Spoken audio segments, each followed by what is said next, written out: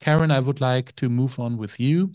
And since you were listening to our guests from the United Kingdom and from South Africa, from listening to it, what inspired you?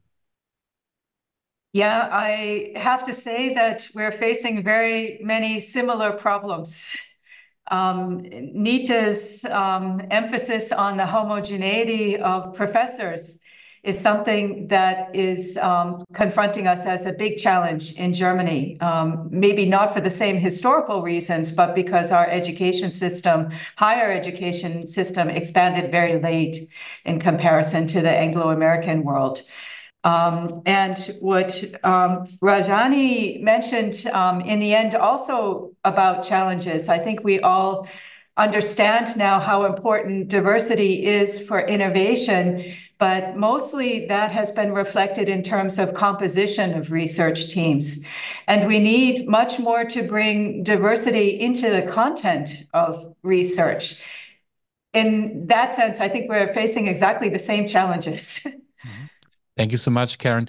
The University of Duisburg-Essen, we talked about that the last couple of days already, is not maybe that typical for German university when it comes to diversity management. Some would say you are a few years ahead of some other German universities. But if you compare what's happening in Duisburg-Essen to some of the international benchmark universities, be it in the United Kingdom, be it in South Africa, be it in the United States, wherever, where do you see that you really still have room for development, and what can you learn from them? Yeah, it builds on what I already said in terms of German higher education having expanded very late. That means that for us as a university, we express this as a principle of educational justice that's very important, that we need to open our university to young people whose parents did not go to university. And we need to integrate them much better in what Rajani correctly said is a very hierarchical and sometimes very toxic environment, especially for people who don't, I would use the same word as Bourdieu uses, don't have the habitus of being from an academic family. And this is something we share with both of our university partners in the University Alliance, with the Ruhr University Bochum and the Technical University of Dortmund. And we ally very closely in our programs to make our university culture very open to people from non-traditional backgrounds. And of course, being an old industrial center in Germany, we have, it's well known that German industry, the German economic wonder could only happen because of an influx of migration of migrants, first from Southern Europe and then later from Eastern Turkey. And that means that we have a lot of students with a migration history who are not only the first in their family to study, but also face potential discrimination, being among very ethnically identifiable as being not among the usual group of students that German universities have normally in the past educated. So those are areas where I think we're maybe a little bit different, and where we could learn from contexts like South Africa that has more consciously and reflectively confronted ethnic difference, and the UK, which has also expanded much earlier its higher education system and has a longer history of how to integrate students from non-academic backgrounds. I think the service function is much stronger in the UK than it is in Germany for that reason. Thank you so much for now. And Christian Ganseuer, the denomination of your professorship is Research and Innovation Management, and innovation was one of the terms at the audience survey when it came to diversity management and what we can learn. Maybe you can elaborate on that. How do you think that maybe also some international benchmark universities are better in fostering innovation by using diversity? Yeah, for sure. On the one side, in Germany, we are more or less traditionally focused on a very successful gender and gender equality work in the last years. But when it comes to diversity management, and of course there are linkages to the gender and gender equality work, it always comes to a more or less same thinking on diversity, so that we have to look where are the disadvantages, where do we have to compensate disadvantages. And we are in Germany traditionally not so much on the link on innovation and diversity. And that is what you ask for, and that is what I also want to emphasize. And our first example from UK showed that link as well, that we should probably more focus on this possible link of excellence and diversity. And as we are actually preparing the new proposals for our excellence initiative in Germany, it's a crucial point where we are actually looking at how could diversity function even as a kind of overall concept for our excellence initiative. And I'm very convinced that, and of course the US American research is also convinced on that issue, that indeed diversity is a very important factor to ensure innovation capacity, and it will guide us to more innovative solutions in the end. And maybe that's a good point where we are actually in Germany, that we have the chance to incorporate this idea, so to speak, in our excellence concepts. Thank you so much. You say that you are convinced of that, and that researchers in the US or in other countries are convinced of that. But at the same time, this is something that Rajani also said. There are certain conceptions of meritocracy. There's an deeply entrenched value system and culture depending on disciplines in the universities. And often those conceptions are closely aligned to the dominant groups in society. This is something that we also know from the German context. So it's wonderful that researchers are convinced of that, and that maybe some professors are convinced of that. But how can we convince the remaining, maybe even in the German context, the remaining majority? There were very practical arguments we can use. For example, that if we incorporate gender innovation approaches and issues in our research designs, that it will guide us to more diversified results and ideas, and so to speak, strengthens the research capacity in that way very importantly. And that is what I usually also say to those mostly male colleagues where I'm talking to, asking me why should I do something with diversity. I would always argue it does guide us if we open our minds to, in this case, in my example, gender innovation issues. We can even have broader success in our research. And that is, I think, a very practical argument we can use. Beside all our ideas of being more participating or being more inclusive, this is a more practical approach. Rajani, maybe tell us a little bit more about the debate that is going on at your university when it comes to that point. Sometimes in your presentation, you talked about we and us, we understood, we see diversity as driver of innovation. And I wondered who is we there and who is not we, and what do we do with those who are not we in that case? So maybe give us an impression of how big are the groups, you know? How is it a minority? Is it a majority that is still skeptical? Is it the leadership that drives those concepts of diversity? So who's thinking what?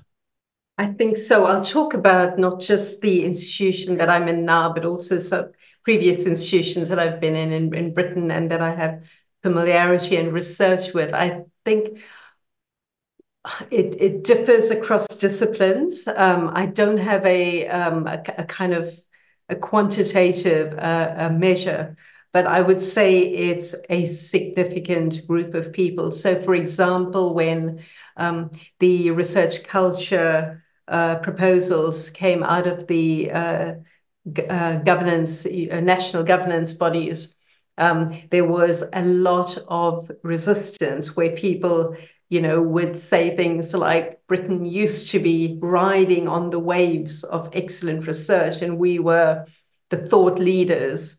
And now we are all moving into an unmeritocratic, fluffy, focusing on people. And what this means is that the quality of research will go down. So there was a lot of work that was done on actually saying it, showing also, like I think Christian was talking about, how actually, especially with gender innovation, where when you do look at both the research content as well as the colleagues involved in research in a more diverse perspective, you get better results. With a lot of people, that is convincing when they can actually see those practical examples. So I've seen people in my own institutions move when they've seen that evidence, but also academics are very, very status conscious. If you make something high in status, people gravitate towards that. Yeah. So I think, that's been really important.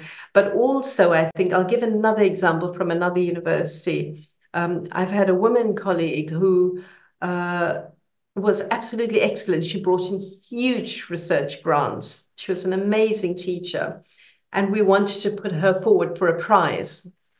And she basically said, I won't go for that prize because the male colleagues will say, I just got it because I'm a woman.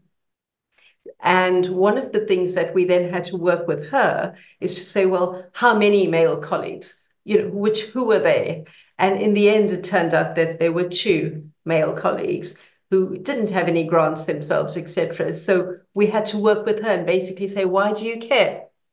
So there's something also about people who are in these positions pushing back against what they see as an entrenched view. There's something about making things mandatory, but I fear that it is a very long struggle where colleagues don't engage.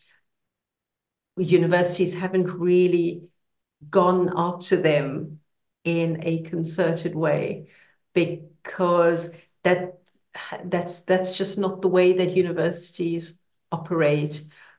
So the one thing that I found worked really well was to bring in a group of actors who acted out real situations that had happened in the university. So rather than having normal equality, diversity training, we brought in the actors, and it was non-didactic and people could just see what was happening and then talk about it. And I found that to be very, very effective because that linked to emotions rather than purely rationality.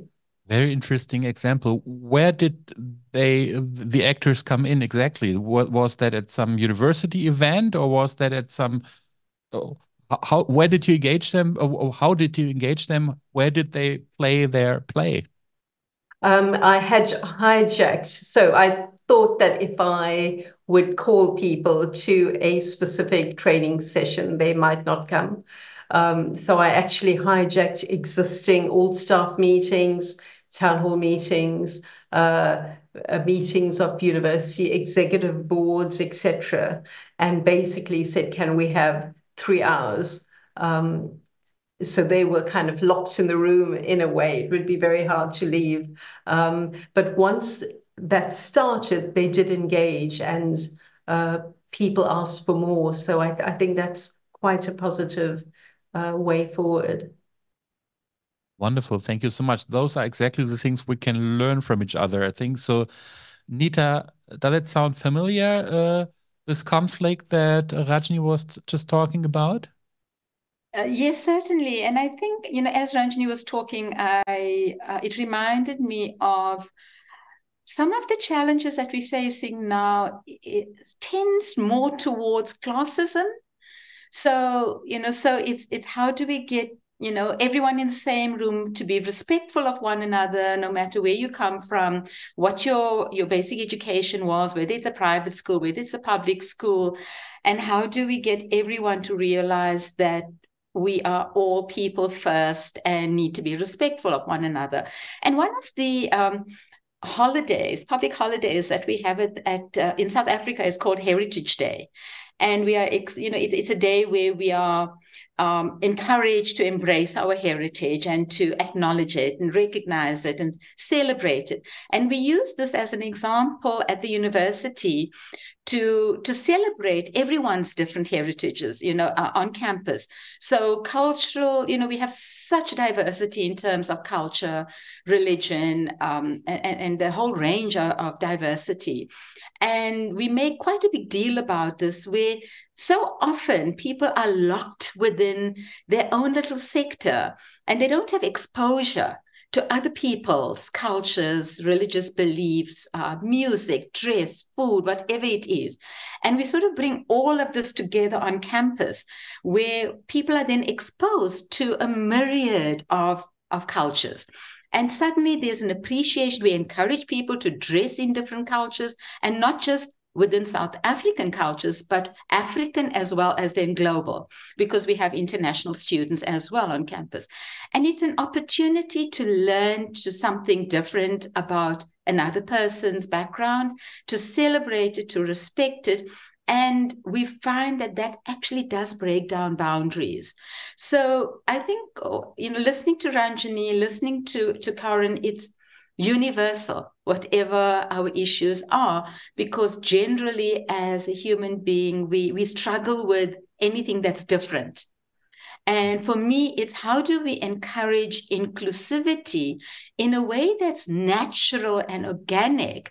Because as you would see from my presentation, while I talk about laws and policies, etc., I think when you force someone to do something, there's a knee-jerk reaction to it where they pull back. But if you do it organically in the workplace, you have office staff that are coming, integrated from all different groups, all different backgrounds, classrooms that have diverse students.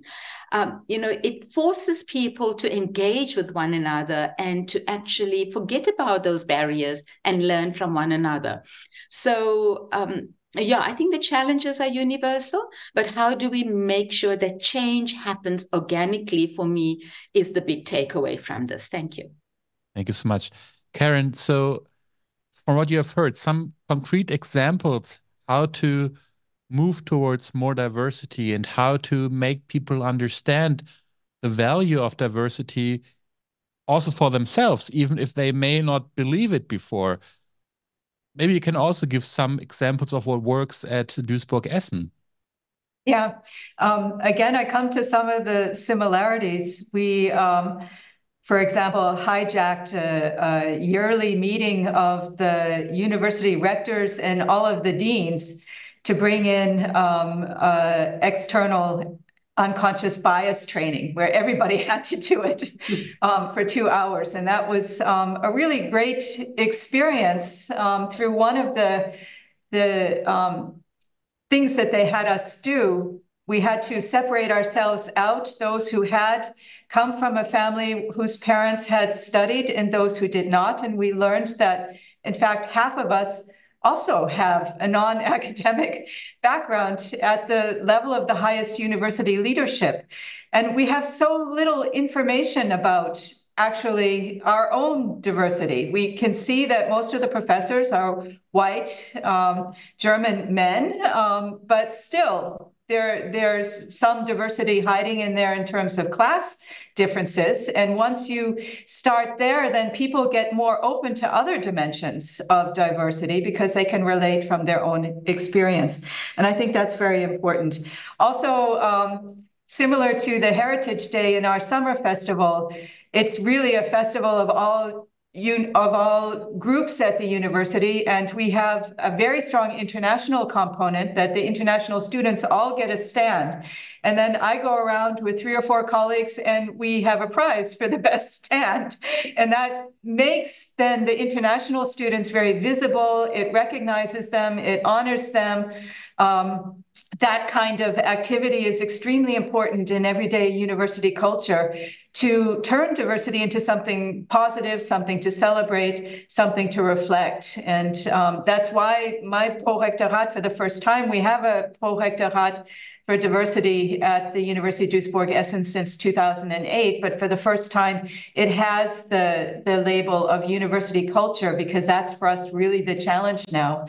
Everybody knows it somehow, at least out of reflex, that diversity is a good thing, but really embedding that into our everyday university culture is what we want to work on much more.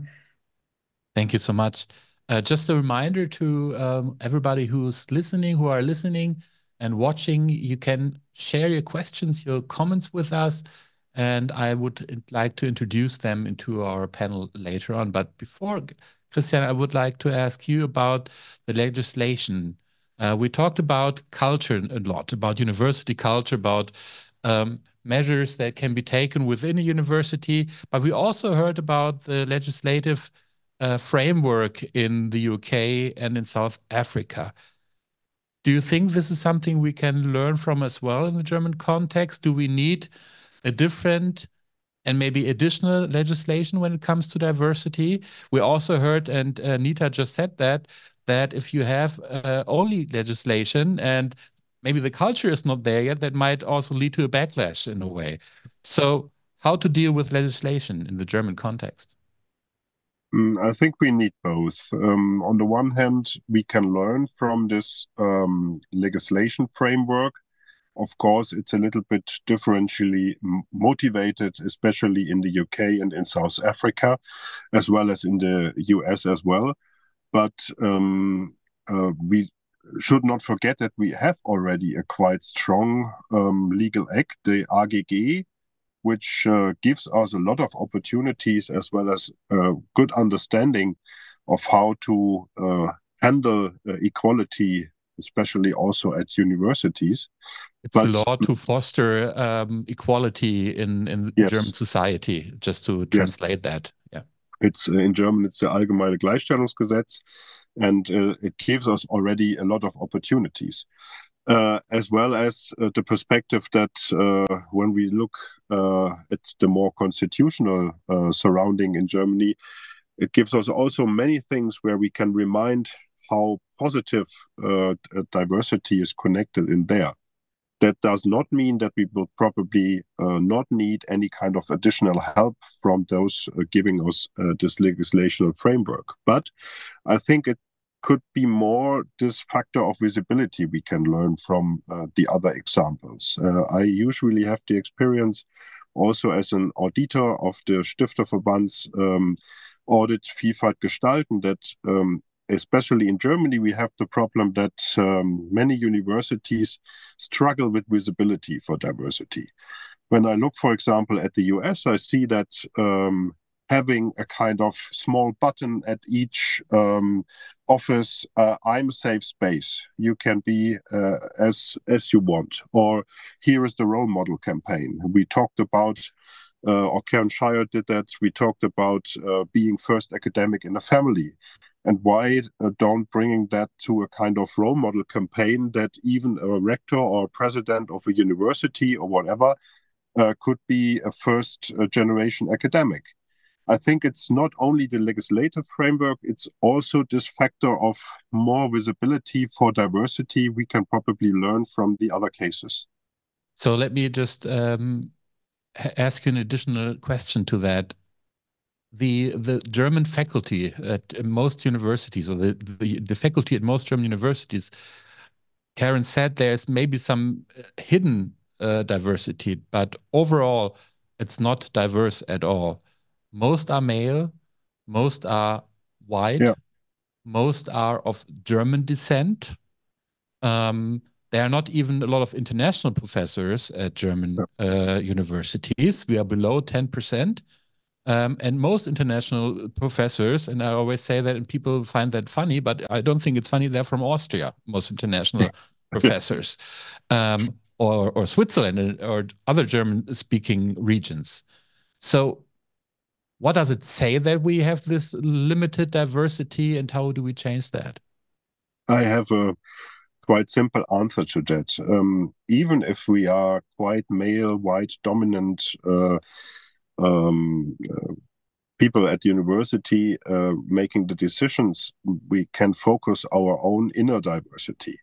So that is also the case when I'm working with male dominant groups, especially in technical subjects. I usually make or do a kind of small exercise that each of the professors should discover his, or in this case his, not only her, inner diversity in a way.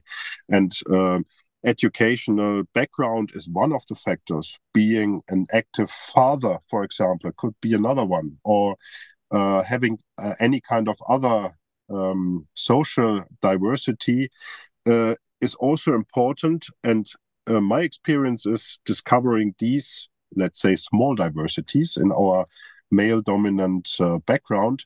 It could also give a first idea of how to open for diversity issues, and it makes other diversity discourses easier when you talk about this basis with some male dominant professors in the beginning. Mm-hmm. Karen, you're also talking about role models here when it comes to our students, next generation students. And obviously, we are really lacking those role models at German universities, or let's say they are all the same, almost all the same, the role models that we see there. And I'm sure that this is one of the issues that, and you talked about that a little bit already, that you are also addressing at University Duisburg-Essen. But what can we do about that? Yeah, I want to pick up on a point that Rajani highlighted, and that is early career researchers. And one of the things we could do with the funding from the Hochschulrektorenkonferenz that we're now celebrating the end of today is to extend our diversity monitoring to early career researchers, because we know a lot about our students, but we don't know anything about our researchers. And we know, for instance, from the statistics of those who do doctorates, that there's a leaky pipeline, that after the doctorate, a lot of women fall out. We have a lot of international and diverse researchers who are doing PhDs, but they seem also to have a leaky pipeline, and we don't know why. And I really feel that this is going to be a generation change, that we need to find ways to keep diverse researchers in our system and to qualify them so that they can then also compete successfully for professorships as they open up. And I think you know very well that the high dependency that early career researchers experience in this very hierarchical qualification system in Germany, coupled with the fact that they all have short-term contracts, makes their situation very, very precarious. And it is a structural problem, I think, in making sure that our professors become more diverse over time, because it almost weeds them out exactly at the point that they should be advancing. So in terms of mentoring, I think that that's structurally a very, very important phase, that we have to look at this phase after people successfully complete a PhD. We have excellent funding from the German Research Foundation for structured programs that have become very international in their intake. I'm also involved in an international research school at the Max Planck Institute, very international, but what happens to them after they do their PhD? Why don't they stay? And this is a problem that has received very little attention in Germany, but I think it's our main one for the future diversity. In a way, that's even worse, right? That we have this diversity and we lose it on the way. Yeah. And I think, Rajani, you also talked about a new focus and new attention for PhD careers, maybe for similar reasons. Would you like to elaborate on that? Yes, I think a lot of the university surveys have shown that PhD students are very lonely, basically very isolated, very lonely. And a lot is dependent on the supervisor. And you could have a good supervisor who mentors, who does all the right things, but you could also have someone who isn't like that. So my university has put in a lot of mentoring programs for PhD students, but also connected them to mentors that are outside of their department and faculty, so that they have another point of call. But one of the what PhD students have said to me is the greatest benefit is when they have peer support, when you actually bring them together in a structured way so that they can learn from and support each other as well. And it's the same for early career researchers, exactly the same problems. You have these really hierarchical research teams, particularly in the science subjects. And so what heads of department in my university are doing are basically saying, you know, every month we have a seminar which includes early career researchers presenting their work. Every month we have a seminar which also includes PhD students, and this is obligatory because there's so much pressure that actually the professors don't come to these department meetings or seminars, which brings the community together. And if they don't come, then their PhD students don't come, and the early career researchers don't come as well. But it's a really difficult issue. And I think we have to find progression routes. You know, what we do is we give PhD students a lot of experience in teaching, a lot of support in teaching.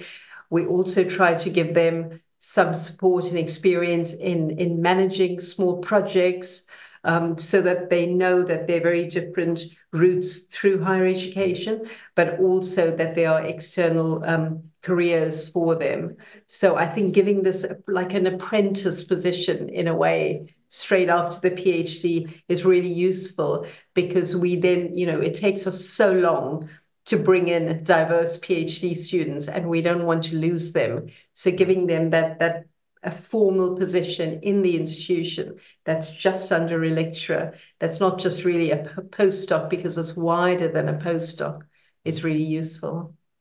Thank you so much. This is obviously a topic that really resonates with our audience. And there's a comment I would like to read. I feel like the working hours are also the problem. You can never take a break because those who work 24/7 get ahead. People try to keep up and then burn out and take different routes. This is one. And Rajani, there was also a question earlier on to you that you mentioned alternative recruitment strategies. And maybe you could give some examples on that, which more refers to the professorial level, I think, but maybe you can give us some examples. Yeah, I think what we found was that when we go in the formal route for normal recruitment practices, we don't really attract diverse groups of people. So what we've done, and if you go through universities, often go through headhunters, recruitment agents, and the recruitment agents themselves have the same sort of networks that dominant groups in society have. So you're actually replicating the same inequality constantly in your institution. So we've now going through networks. For example, there's a women's leadership network. There are Black collective academic networks, which we go through. So more informal, more through networks. And also we make very sure that the language that we use in our advertising is very, very clear, that we're looking for diversity. But we follow that up with video campaigns, etc., because some of our analysis showed that people look at the adverts, they read the language, and they think, that's not true, I don't trust that. It's cold knowledge. So really, you have to have warm knowledge where there is someone from the university who is a diverse role model, who's basically saying, you are welcome here and we will support you. And we understand the challenges that you'll have working in this type of institution. Thank you so much. So let's stick with strategies to add more diverse staff. And there's also another comment from the audience at South Africa staffing South African universities. What is the framework called? South Africa's Staffing South African Universities Framework or something like that. SSAUF, referred to by Nita, seems to address representational and distributional imbalances in staffing at universities. What was the name of the framework again, Nita? And maybe you can say a little bit more about how that addresses imbalances in staffing. Yes, so we have, I talked about USAF, which is a forum of all the university rectors. Okay, that was that. And within that forum, there is a board, and then there are various strategic groups that have been set up to address various challenges, and one of them is the Transformation Strategic Group. And so they would advise and guide and look at the sector as a whole to see where the gaps are. But while I have the platform, I think I want to say this. When I talked earlier in my presentation about the skewness of gender, the gender balance in terms of student intake and student completion. And it's skewed more towards women than men. And that seems to be increasing, which gives rise to another concern that where are all the boys going to? Why are they not coming to university? If they do come, why are they not completing on time?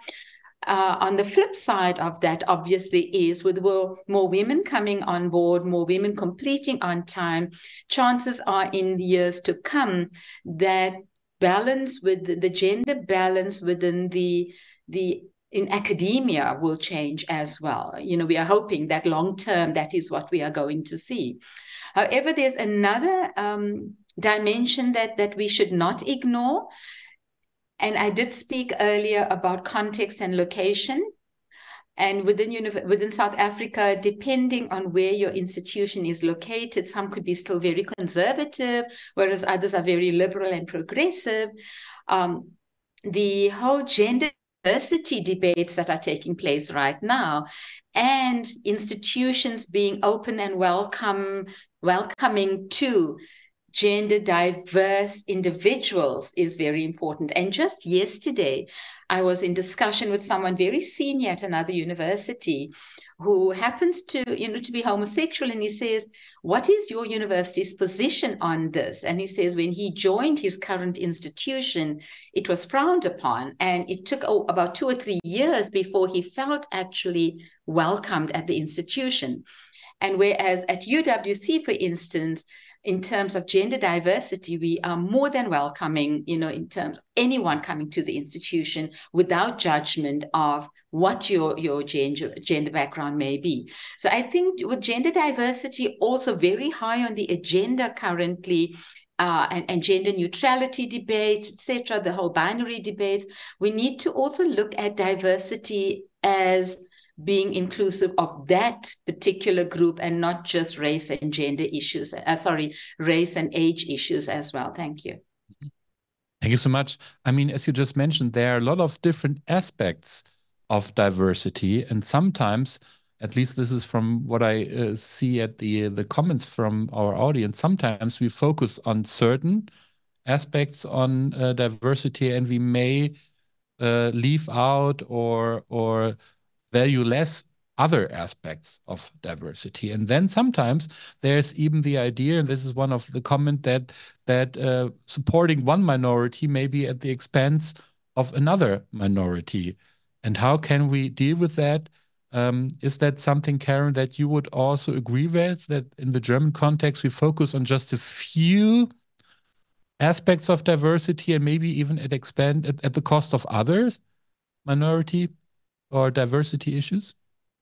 I do think that this is something that we have to be very vigilant about. We don't want to make a hierarchy of diversity, but at the same time, we have to think as inclusively as we can. It's a little bit different in Germany. We don't ethnicize people quite as much in our public administration as is the case outside of Germany, and I think that's a good thing. We have broader categories, which I think are more relevant for German history and also negative aspects of German history. We don't speak of race, for instance, in Germany for very good historical reasons.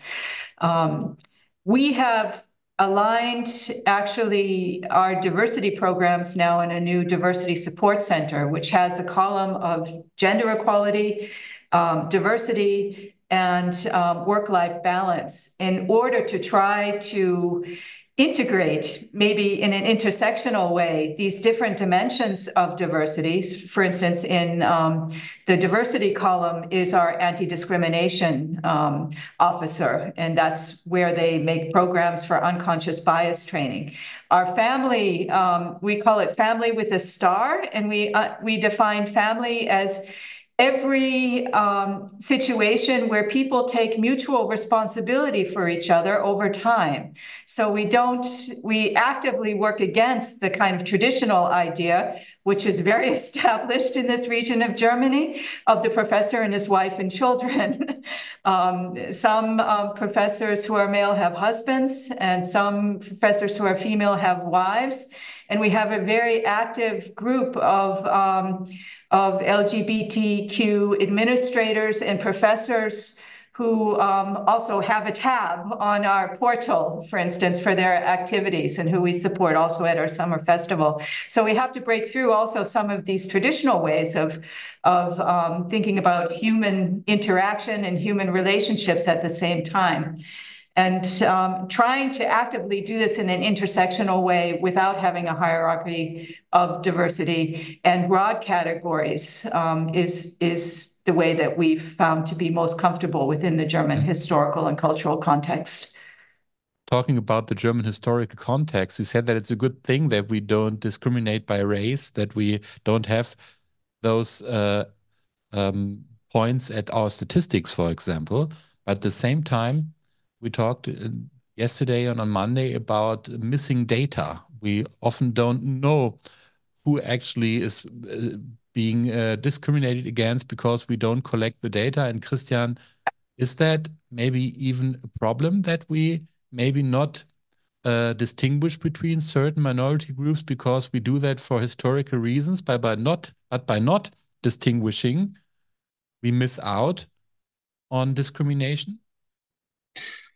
In a certain way, yes, because when it comes to diversity monitoring approaches, we always come to the point that we say we have to have own surveys to get some data out of it, because all the public data we have to have in our universities are not focused on certain diversity issues.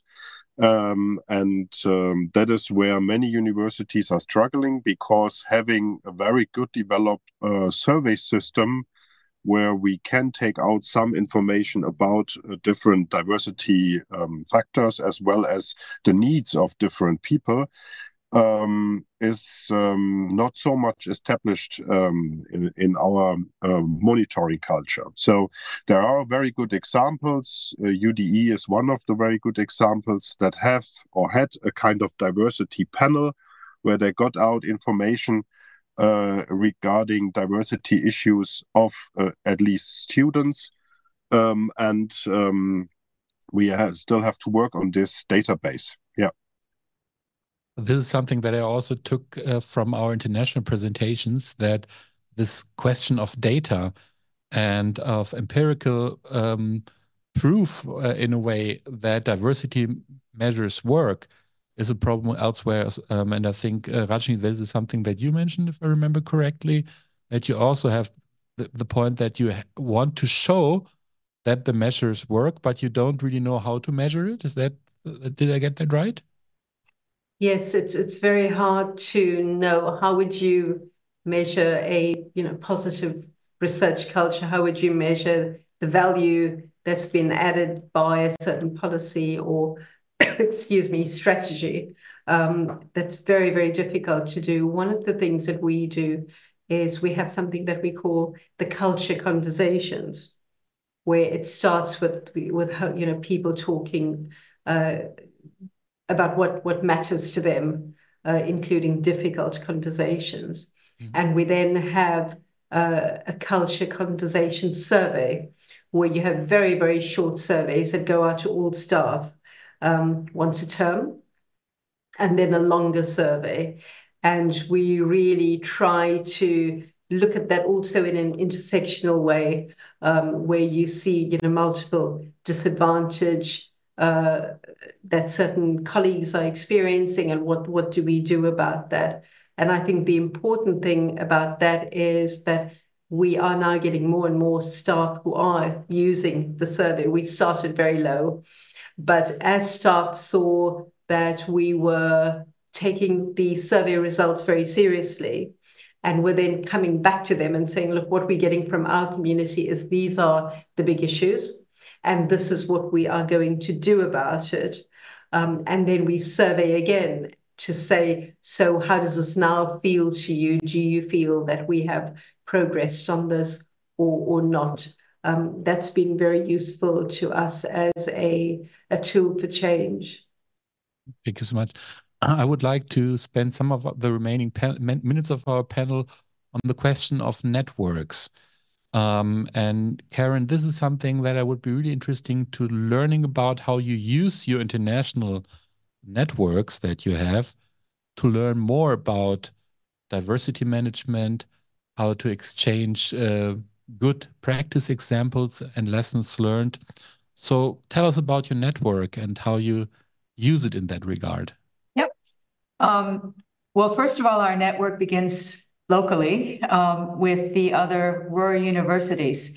And we now have a common diversity strategy, and we meet at least once every semester to exchange best practices and to also consult each other on problems that we have. We have extended that to colleagues in the Netherlands, and we try to meet at least once a year, ideally twice a year, to have that exchange then kind of, on the next country next to us. And we also use our European University Network. It's called Aurora. And we have, as a profile of this university network, this is something that the EU has been funding now in 2 rounds of Erasmus funding. We have an alliance of universities that have diversity as part of their and educational justice as part of their profile. And they're through all of our meetings.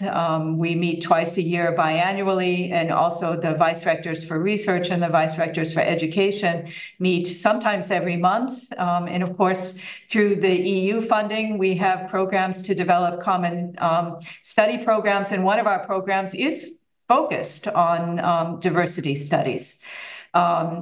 In that way, too, we try to develop at a European level our interest in diversity. We also have, through the University Alliance, contact offices abroad. One used to be in Moscow that we had to redefine as Eastern Europe and Central Asia, and we have one in New York. And for instance, our activities of University in Exile, protecting scholars at risk, are completely networked with our North American partners who are also very strong in that issue. So there are many ways, but certainly we can do more. Thank you so much. Nita, could you also tell us a bit about the networks? You showed us some German partner universities, but maybe partners elsewhere that you learn from when it comes to diversity management? Yes, I looked at our international relations office to see what partnerships we have with Germany, and so that was a short list that I received, but there are others as well. And like Karen, we have nationally within the country, we have a South African research institutions group. We have an African research group, so networks on the continent as well. Then we have a Commonwealth universities network as well. So the Commonwealth countries actually, come together, and there's networks there. As a university, we have very strong and very long partnerships with the Missouri system, for instance, of universities, with Belgium, the 3 universities out there. And I'm talking here very strong partnerships that exceed 30 years. You know, I think one's going on to 40 years at the moment, and where we have staff and student exchanges. Staff from there come to us. They lecture in certain programs. We have staff going across there. We have student exchanges, and the other thing that has proven to be very successful is our joint PhD programs. So we have a number of joint PhD programs where students have graduated already with co-branded certification from our university and the partner university as well. So yes, that is forever expanding as well. We're currently looking into the master's program as well, to see if that could be provided as a joint program. Obviously, there are some issues around the double dipping and all, but we're looking into that.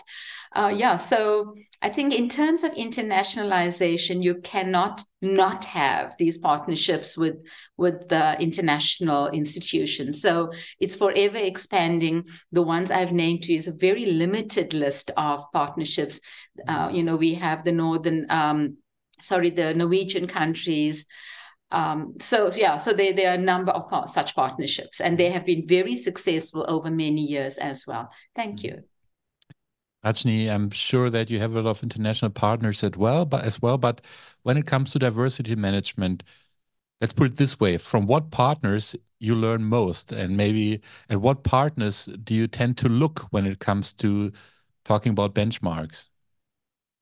So through the UNESCO Chairs program, I learn a lot from diversity initiatives that are happening, fostered by the UNESCO Chairs linked to the sustainable goals.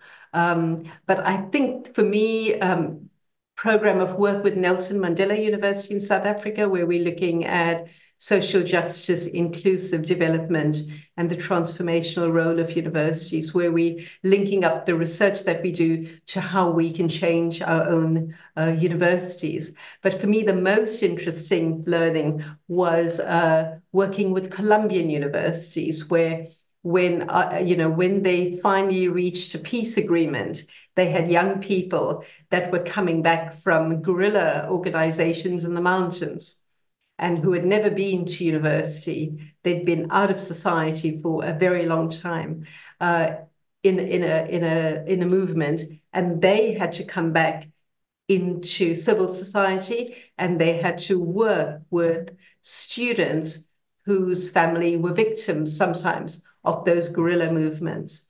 And so these universities developed all sorts of very interesting programs where students could talk to each other, stand in each other's shoes, and engage in collective projects. And I would say I learned most from those universities. Mm-hmm. Thank you so much. Christian, you have some thoughts on that, where maybe also German universities could look more to if they want to learn about best practice and maybe for additional exchange opportunities? I have at least two thoughts about that. One would be, of course, we learned a lot from the European university networks that have funded by the European Union in the last years. So I saw it from my more observation desk, I would say, that most of these networks do raise issues of diversity management, and so there could be an additional benefit out of that. The second thought I would like to mention is, for nearly all topics, we have European networks. We have a European network for quality assurance or whatever. Due to my current overview, I might miss something, but there is no real European network on diversity management. Of course, there are networks of, for example, the European Access Network that is dealing with questions of educational justice or access to universities, but there is no dedicated network on diversity management, and probably that is missing. And we could take an opportunity to network with our European partners, at least on this issue too. So that might be an idea how to foster the European dialogue upon that. And on my third thought, if I might comment also, is that we know of course that not in every country in the world, diversity management is an active issue. And when we look into certain countries, it's still very new to talk about diversity, or even politically not allowed to. And it might also be a question how to integrate in a midterm perspective all the partner universities, let's say, in countries where we do not have that very, very open discussions about diversity, where we integrate them in our diversity thoughts and cultures. I have no clear answer on that yet. Thank you so much also for this very interesting comment on the European University Alliances, which maybe already tells us something about the perceived importance of diversity management, if there really is no such alliance, something that we should think about. That obviously, so far, this is not as much in the focus as we would wish it is. Which brings me to some, maybe the last question from the audience that I would like to introduce, which actually focuses on the US, but I think we can go beyond that. What does the panel think about assaults on diversity, inclusion, equity initiatives in the US? But I think we can add to that question and say we have a similar debate in many countries going on, also in European societies, also in the German context, that there is a completely different debate on inclusion, on diversity, on many of those aspects that we've had maybe 5 years ago. So what do you think about that, and what can we do about that change in debate and sometimes in policy as well? Maybe we start with the German point of view. Karen, maybe you would like to start with that, and you can maybe even link that to the US. Yeah, of course, the differences to the US context are very important here. We have a mainly public education system. We have very democratic processes in the governance of our universities. We're all paid the same. I mean, there's the German university system is far more democratic, and also is not reliant on external funding, as the US is. And we see a lot of the problems in the US actually being caused by large funders. This was the case, for instance, in the more or less firing of Claudine Gay at Harvard University. So I think we should recognize in Germany how advantaged we are by having a public university system that has democratic governance. Not to say that we don't have problems. We have a lot of problems, but at least we have different problems from that. And that shields us, strangely, from these kinds of political divisions that disrupt university culture in the US. I think what's also very important, especially in times of conflict like the Hamas attack and the Israel retribution in Gaza, is that we make great efforts to make forms of dialogue that are possible. This is something that I think we can really learn from South Africa, that we can't just ignore that there are conflicts, that there are political differences. We have to find scientific ways, scientific forums for dialogue where we can discuss these. And if we don't, we might have the same kind of protests, people feeling that they're not recognized, that one group is advantaged over another. And of course, this is not easy in Germany because of our history. We are committed to the existence of the state of Israel. Doesn't mean that we support Israel politics, but we have some ground rules, and that's leading to a lot of, at the moment, bad press for the German university system because we're seen as canceling people.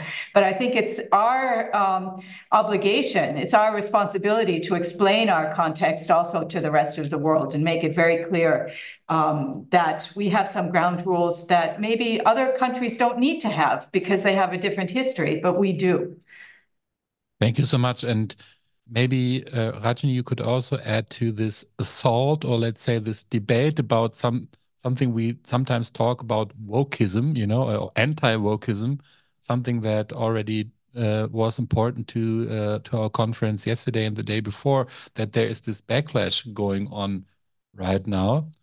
Some thoughts from the UK perspective on that? Yes, I think, what you see I really agree with Karen was talking about how privileged, in a way, in a positive way, the German system is. And I think that's really true also for Britain for the time being, because I think what we fear in Britain is that actually all the really the right-wing backlash against social justice, against women, all forms of social justice is very, very powerful. And it has entered the heart and souls of universities through funding, but also through fear. And we see a similar pattern beginning in the UK, partially through political groupings, very, very much through the media. And I think it's really important for us to make a very passionate and strong and intellectual case about why diversity is important, why it's important to maintain, why it's really at the heart of what British university systems are about, and how if we lose diversity, we lose excellence, we lose research productivity, etc. And I think coming to Karen's last point also, I think for us it's exactly the same.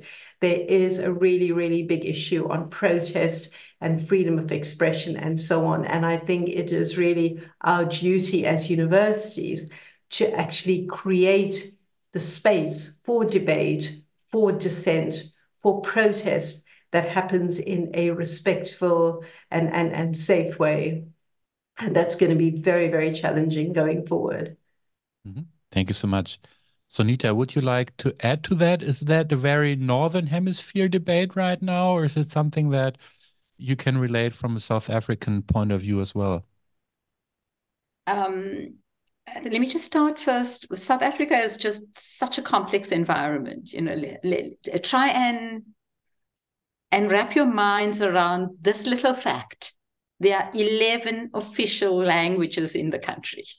Okay, so if you try and understand that you could be coming from a part of the country where one of those languages, which may not be English, is the official language, but you have to come to a university where you are taught through the medium of English, how that adds to the difficulties that you are facing as a student. Yeah. And how you are measured in terms of success and excellence through the medium of English, whereas that's not your first language. So I think the challenges that we deal with are so complex and so unique to the country. So that's the one thing, and that talks about, I think, in a nutshell, the diversity that exists within the country, just in terms of language. Then in terms of protest culture, I mean, South Africa is known for its protest culture. That's one thing we pride ourselves on. However, it's become a lot more violent, which is what we are struggling with. How do we, as Rajani says, transition to a peaceful protest culture? So in terms of freedom of association and freedom of speech, etc., that has always been very high on the South African agenda, coming from the history that we've come from. But how do we now transition from, we still want to have the freedom of speech, but we want to move into a peaceful protest culture, which is proving to be very challenging. And then within the country, internally, we do have our own challenges when it comes to higher education in terms of funding and the issues around that, and the first generation students. And similarly like you, but we have a larger number of first generation students. And how do we manage that in ensuring that we provide the kind of support that these students need to transition through to higher education and completion? So I think there are some similarities, but there are some issues that are very unique to South Africa, given our history. Thank you. Thank you so much. And let me just read one comment to you about the European University Alliances we talked about earlier. There is at least one European network dealing with EDI topics, which is the EDI policy group of the League of European Research Universities, the LERU. The group published some interesting papers on bias in academia or EDI strategies. So obviously, Christian, the situation is a little bit better than we feared, which I think is good. Definitely. Would you like to also add to the debate on the conservative backlash that we are having right now? If I'm allowed, yes. What we could learn probably also from the observation in the US in the last months or years, and what we probably taken into account when it comes to the further elections in Germany in the next months in the federal states in the East, as well as a possible election on the federal level in the next years. Of course, we see that our small green plant of diversity we have cultivated is very vulnerable. And when we are looking on cultural focus of diversity, on making it a self-understanding part of our university's culture, it could be influenced by external factors that mean policy in that way very crucially. That means, on the one hand, when we look at direct forecasted election results, of course, there could be an influence on a federal state's law or higher education law in some state that diversity management isn't any longer a task of universities. Mm-hmm. And we also see it in traditional conservative ruled countries like Bavaria, that reactions on these assumed election results, even at the conservative part, could be that any kind of regulation on how to use gender-balanced speech or language could also be a negative point. So that it is forbidden to speak or to write gender-sensitive or correctly.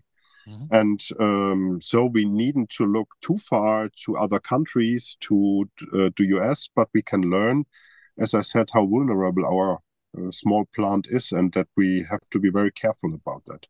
Thank you so much.